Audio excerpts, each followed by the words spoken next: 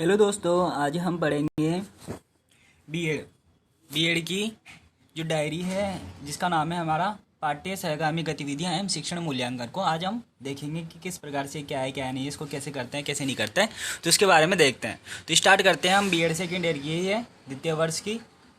तो देखिएगा आप, शैक्षणिक गतिविधियों का महत्व लेना है कि फर्स्ट जो टॉपिक है वो लेना है शैक्षणिक गतिविधियों का महत्व। विद्यालय में प्रतिवर्ष स्कूल खुलने पर नए विद्यार्थियों का समूह आता है, यानी कि विद्यालय में क्या है, नए विद्यार्थियों का समूह आता है। इसमें लिखना है अपन को। इसमें से अधिकांश की आयु कितनी होती है, 3 से 4 वर्ष के बीच की होती है और स्कूल का यह पहला अनुभव होता है। सहगामी गतिविधियों में भाग लेकर बालक अपनी व्यक्तित्व को संवार सकते हैं, मतलब उनको अच्छी तरह से डेवलप कर सकते हैं। ठीक है, अपने व्यक्तित्व को यानी कि अपनी पर्सनालिटी को संभाल सकते हैं, अच्छी तरह से डेवलप कर सकते हैं। और स्कूल का यह पहला अनुभव होता है। सहगामी गतिविधियों में भाग लेकर बालक अपने व्यक्तित्व को संवार सकता है। भावी जीवन की नवीन स्वरूप जिस आत्मविश्वास अनुशासन बढ़ाता है तथा हर परिस्थिति में अपने को ढालने की योग्यता आवश्यकता है, उसको सीखने के लिए विद्यालय में अवसर मिलता है। किसको? बालक को। सहगामी गतिविधियों से बालक बिना किसी तनाव अथवा दबाव के सीखता है और आगे बढ़ता है।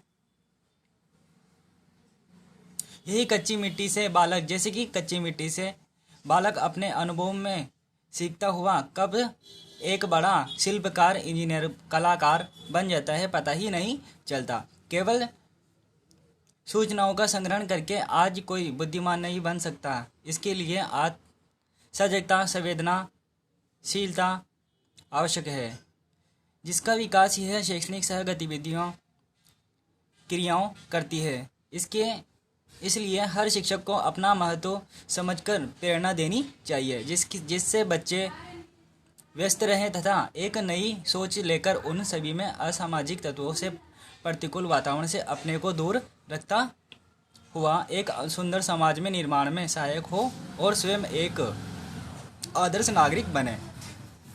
अब दूसरी हेडिंग आती है अपनी सह पाठ्यक्रम के लाभ। अब सह पाठ्यक्रम की क्या क्या लाभ है तो उसको देखते हैं। सह पाठ्यक्रम की गतिविधियाँ खेल, अभिनय, गायन, यानी कि अभिनय कर नाटक वगैरह कर गायन कर कविताएं, पाठ को प्रोत्साहन करता है। ठीक है, शैक्षणिक गतिविधियों के द्वारा गतिविधियाँ जैसे कि खेल, बहस से भाग्यदारी, संगीत, नाटक आदि शिक्षा को पूर्ण करने में मदद करते हैं। यह बहस के माध्यम से स्वतंत्र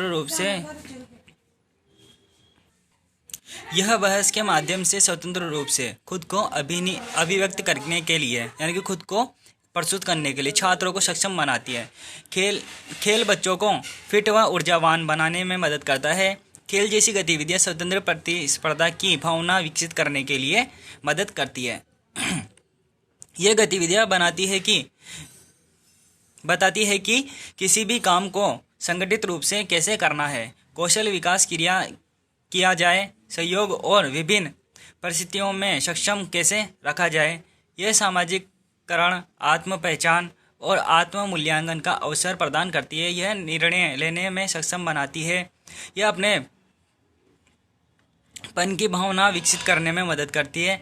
यह पाठ्य सहगामी गतिविधियां बच्चों को सर्वांगीण विकास के लिए, यानी कि उनका संपूर्ण विकास के लिए भावनात्मक, शारीरिक और आध्यात्मिक और नैतिक विकास करती है। यह भावनात्मक विकास व सामाजिक विकास के साथ साथ बौद्धिक विकास, नैतिक विकास भी अहम भूमिका निभाती है, यानी कि भूमिका निभाती है इनमें विकास करने में। अब तीसरी हेडिंग है अपनी आउटडोर सह शैक्षणिक गतिविधियाँ। आउटडोर से शैक्षणिक गतिविधियाँ कौन कौन सी हैं? समूह में परेड करवाना, सामूहिक ड्रिल, योग, व्यायाम, साइकिलिंग, बागवानी में यानी कि कुछ पेड़ पौधे वगैरह लगाना, क्रिकेट खिलवाना, फुटबॉल करवाना, बास्केटबॉल, वॉलीबॉल, कबड्डी, खो खो वगैरह, ये सारी खेल खिलवाना। हाथ गेंद, लंबी पैदल चाल, सामूहिक प्रार्थना, सुबह की सभा, पड़ोस में समाज सेवा, गांव सर्वेक्षण, टेबल टेनिस वगैरह खेल खिलवाना। अब अगली हेडिंग है अपनी इंडोर सह शैक्षणिक गतिविधियाँ। इंडोर में जो इंडोर बोल दिया मैंने, इंडोर सह शैक्षणिक गतिविधियाँ, नाटक, संगीत और नृत्य, चित्रकला और रंगाई, सजावट, कले, मॉडलिंग, प्राथमिक चिकित्सक, सिलाई वगैरह रंगोली, बुक बाइंडिंग यानी कि बुक को बाइंडिंग करना, कोड बोर्ड काम, चमड़े का कार्य, आयोजन, स्कूल, पंचायत, कला और शिल्प। तो ये सारी चीज़ें किसमें की जाती है, इस वाली हेडिंग में की जाती है। अगली हेडिंग देखते हैं अपन प्रार्थना। प्रार्थना में क्या क्या किया जाता है, एक धार्मिक क्रिया है। कौन सी क्रिया है, प्रार्थना, यानी कि धर्म के अनुसार प्रार्थना बोली जाती है, जो ब्रह्मांड के किसी भी महान शक्ति से जोड़ने का प्रयास करती है। यानी कि प्रार्थना के द्वारा हम किसी भी ब्रह्मांड की शक्ति से यानी कि भगवान से जुड़ते हैं। प्रार्थना व्यक्तिगत भी हो सकती है और सामूहिक भी। इसमें मंत्र गीत का उपयोग हो सकता है या प्रार्थना मौन भी हो सकती है, यानी कि मौन रख के भी और फिर मंत्रों का प्रयोग करके भी प्रार्थना की जा सकती है। प्रार्थना के संदर्भ में आदि शक्ति कहा जाता है। प्रार्थना निवेदन करके ऊर्जा प्राप्त करने की एक शक्ति है और अपने इष्ट अथवा विधा के प्रार्थना देव से सीधा संपर्क है। प्रार्थना लौकिक व अलौकिक समस्या का समाधान है। व्यायाम हमारे विद्यालय में प्रार्थना से पहले व्यायाम करवाया जाता है। व्यायाम भी भिन्न भिन्न प्रकार का होता है। लचयक व्यायाम, शरीर के भागों को खींचना, मांसपेशियों और जोड़ों की गति की सीमा में सुधार करना। लचयक व्यायाम में क्या होता है, शरीर के भागों को खींचना, मांसपेशियों और जोड़ों की गति की सीमा में सुधार करना। एरोबिक व्यायाम, साइकिलिंग चलाना, तैराकी करना, घूमना, नौकायान करना यानी कि नाव चलाना, दौड़ करना, लंबी पैदल चाल यात्रा, टेनिस खेलना आदि से हृदय के स्वास्थ्य में सुधार होता है। व्यायाम के अंतर्गत विद्यालय में शारीरिक गतिविधियां करवाई जाती है, जैसे कि बैठक, पूरा पुशअप, वार्म डाउन आदि। व्यायाम वह गतिविधियां हैं जो शरीर को स्वस्थ रखने के साथ साथ व्यक्ति के समग्र व्यवस्था को भी बढ़ाता है। व्यायाम के लाभ, व्यायाम मानव देह को स्वस्थ रखने का एक अत्यंत आवश्यक उपाय है। दौड़, दंड बैठक, शेर कुश्ती, हॉकी, टेनिस आदि खेल व्यायाम के ही कई रूप हैं। व्यायाम ऐसी क्रिया है जिससे देह में हरकत होती है। देह की हर एक नाड़ी, एक एक सेल हरकत में आ जाते हैं व्यायाम करने से, यानी कि शरीर बिल्कुल स्वस्थ हो जाता है। व्यायाम करने से हृदय व फेफड़े अधिक काम करने हैं, जिससे हमारी एक एक सांस शुद्ध हो जाती है, हमारे रक्त की एक एक बूंद स्वच्छ हो जाती है। यह हमारे शरीर को लचीला बनाता है। कौन? व्यायाम। बागवानी हमारे विद्यालय में प्रत्येक सप्ताह को बागवानी की जाती है, यानी कि पेड़ पौधे लगाए जाते हैं, जिसमें विभिन्न प्रकार के पेड़ पौधे को लगाया जाता है। प्रतिदिन विद्यालय को प्रत्येक पेड़ पौधे को पानी पिलाना होता है। विद्यालय के अलग अलग ग्रुप बनाए जाते हैं, विद्यार्थियों के अलग अलग ग्रुप बनाए जाते हैं। विद्यालय के अंतर्गत अलग अलग दिन अलग अलग ग्रुप का नंबर आता है। विद्यालय में बागवानी का बहुत ही महत्व है। पर्यावरण को शुद्ध रखने के लिए पेड़ पौधे लगाना बहुत ही जरूरी है। पेड़ पौधे प्रदूषित वायु को शुद्ध करने का कार्य करते हैं। यह CO2 का शोषण के रूप में ग्रहण करते हैं, यानी कि पेड़ पौधे क्या है, CO2 को ग्रहण करते हैं और उत्सर्जन के रूप में हमें ऑक्सीजन को प्रदान करते हैं, यानी कि त्याग करते हैं, जो कि प्राणवायु है। हमारे लिए क्या है, ये प्राणवायु, यानी कि हमारे लिए ऑक्सीजन बहुत ज़्यादा इंपॉर्टेंट है। पेड़ पौधे फल फूल, छाया, गोंद, लकड़ी भी उपलब्ध कराते हैं। हमारे दैनिक जीवन में इन सभी की बहुत ही जरूरत है, इसलिए बागवानी की शिक्षा विद्यालय स्तर पर महत्वपूर्ण है।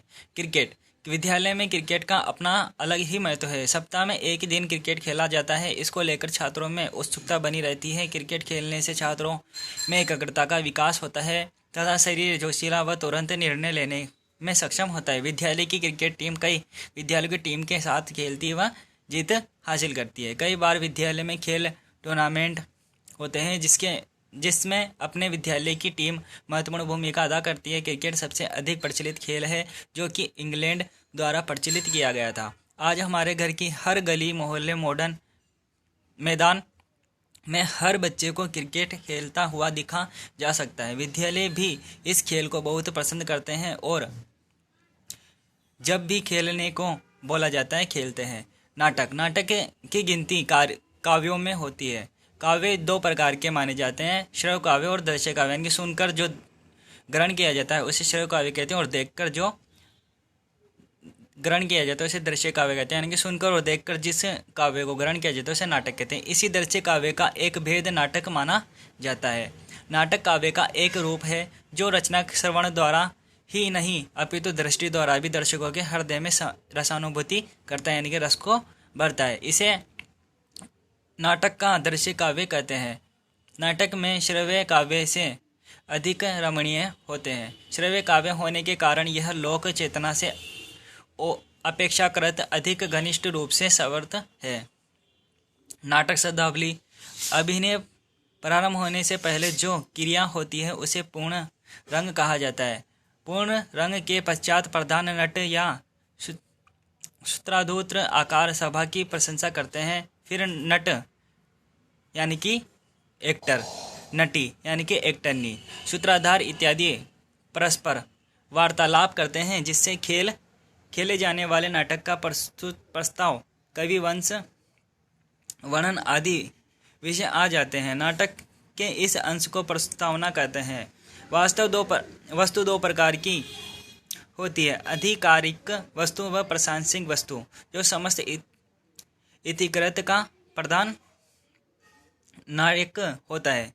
इसे आधिकारिक कहते हैं। यह आधिकारिक के संबंध में जो कुछ वर्णन किया जाता है उसे आधिकारिक वस्तु कहते हैं। जैसे रामलीला में राम का चरित्र इस आधिकारिक के उपकरण के लिए या इस पृष्ठि के लिए प्रसंगवश जीवन वर्णन के लिए किया जाता है, उसे प्रशंसिक वस्तु कहते हैं। जैसे सुग्रीव आदि का चरित्र सामने लाने अर्थात दर्शक सम्मुख उपस्थिति करने को अभिनय कहते हैं।